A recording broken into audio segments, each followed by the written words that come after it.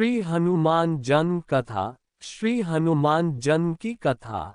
राम भक्त हनुमान बल, बुद्धि तथा विद्या के स्वामी हैं। कहा जाता है कि देवताओं ने उन्हें सदैव अजर तथा अमर रहने का वरदान प्रदान किया है। यही कारण है कि कलयुग में भी उनके होने का संकेत कभी न कभी हमें मिलता ही रहता है। इनकी आराधना भगवान शिव के रुद्रावतार के रूप में की जाती है। पौराणिक कथा के अनुसार राजा दशरथ के जब कोई संतान नहीं हुई तब उनके कुल गुरु महर्षि वशिष्ठ ने पुत्रेष्टि यज्ञ के आयोजन का परामर्श दिया। दूर दूर से इस यज्ञ में भाग लेने के लिए एक से एक विद्वान महात्मा आए तथा यज्ञ को सफलतापूर्वक पूरा किया। यज्ञ की समाप्ति के बाद उसी कुंड की अग्नि में से अग्निदेव अपने हाथों में प्रसाद रूपी खीर को लेकर प्रकट हुए और प्रसाद को राजा की तीनों रानियों रानी कौशल्या, सुमित्रा तथा कैकेयी को बांट दिया। कौशल्या तथा रानी कैकेयी ने तो अपना अपना भाग खा लिया, किंतु जैसे ही सुमित्रा ने अपने हिस्से का प्रसाद उठाया तभी अचानक आकाश से गरुड़ पक्षी आया और उस प्रसाद को अपनी चोंच में दबाकर पुनः आकाश की ओर उड़ गया। ठीक उसी समय एक पर्वतीय स्थान पर महारानी अंजना पुत्र प्राप्ति हेतु तपस्या कर रही थी। वह प्रसाद गरुड़ से छूटकर उनकी गोद में आ गिरा। अंजना को लगा कि यह उनकी तपस्या का फल है। उन्होंने उस प्रसाद को ईश्वर का आशीर्वाद समझकर उसे खा लिया, जिससे उन्हें हनुमान जी पुत्र रूप में प्राप्त हुए। श्री हनुमान जन्म कथा। उधर सुमित्रा को निराश देखकर रानी कौशल्या तथा कैकेयी ने रानी सुमित्रा को अपने प्रसाद में से थोड़ा थोड़ा भाग दे दिया। इसी कारण रानी सुमित्रा के दो जुड़वा संतान के रूप में लक्ष्मण तथा शत्रुघ्न पैदा हुए। साथ ही राजा दशरथ की रानी कौशल्या को श्री राम तथा कैकेयी को भरत पुत्र रूप में प्राप्त हुए।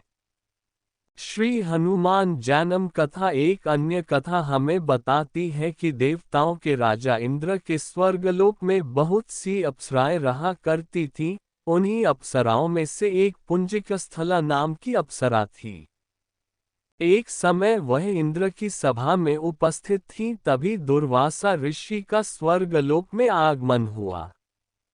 देवराज इंद्र तथा ऋषि दुर्वासा के बीच बात चल रही थी कि अप्सरा पुंजिकस्थला अपने चंचल स्वभाव के कारण एक स्थान पर न रहकर इधर उधर आ जा रही थी। इससे दुर्वासा ऋषि को क्रोध आ गया और अपने ध्यान में विघ्न पड़ने के कारण उन्होंने पुंजिकस्थला को वानरी हो जाने का शाप दे दिया।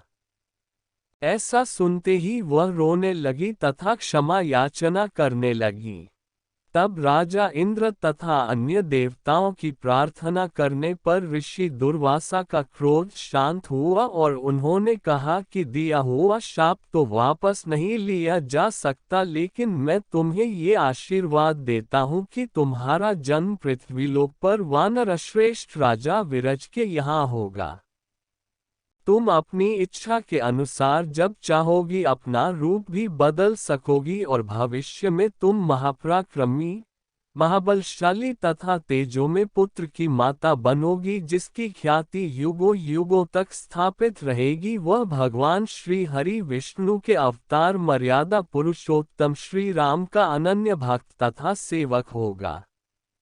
भगवान श्री राम के जीवन में उसकी बहुत बड़ी भूमिका होगी तथा वह उनके कई कार्यों को सिद्ध करेगा। उसी शाप के परिणाम स्वरूप पुंजिकस्थला का जन्म मृत्युलोक में राजा विरज की पत्नी के गर्भ से हुआ तथा उनका नाम अंजना रखा गया। अंजना जब विवाह योग्य हो गई तो राजा विरज ने वानर राज केसरी से उनका विवाह कर दिया, जिसके पश्चात श्री हनुमान जी का जन्म हुआ। श्री हनुमान जन्म कथा।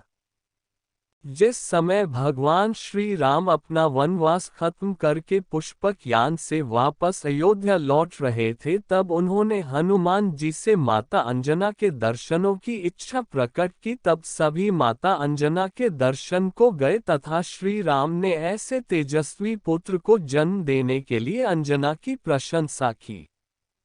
दोस्तों, इसी तरह एक कहानी और प्रचलित है। समुद्र मंथन की कथा तो आपने सुनी ही होगी। जिस समय अमृत से भरा हुआ कलश समुद्र से निकला तो असुर उसे लेकर भागने लगे। उस समय भगवान विष्णु ने मोहिनी रूप धरकर असुरों को अपने रूप से मोहित करते हुए वह अमृत कलश उनसे प्राप्त कर लिया और देवताओं को अमृत पान कराया।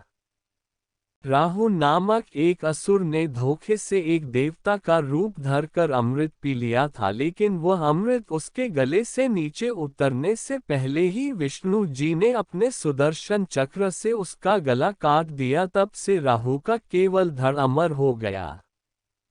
कहते हैं कि श्री हरि विष्णु का वह रूप इतना सुंदर था कि भगवान शिव ने जब यह रूप देखा तो वे भी मोहित हो गए और उनका तेज स्खलित हो गया।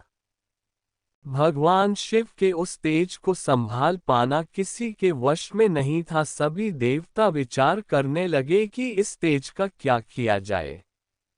तब सभी देवताओं की सलाह मानकर विष्णु जी ने इस तेज को धारण करने की क्षमता प्रदान करते हुए तपस्या कर रही देवी अंजना के गर्भ में स्थापित कर दिया, जिससे शिवजी के 11वें रुद्रावतार के रूप में महाबलशाली श्री हनुमान जी का जन्म हुआ। श्री हनुमान जन्म कथा। तो दोस्तों, कैसी लगी आपको हमारी यह जानकारी जरूर बताएं, ताकि हम इसी तरह की अन्य जानकारियों से आपको अवगत कराते रहें। हमारे चैनल को सब्सक्राइब करें और हाँ, इस पोस्ट को शेयर करना ना भूलें।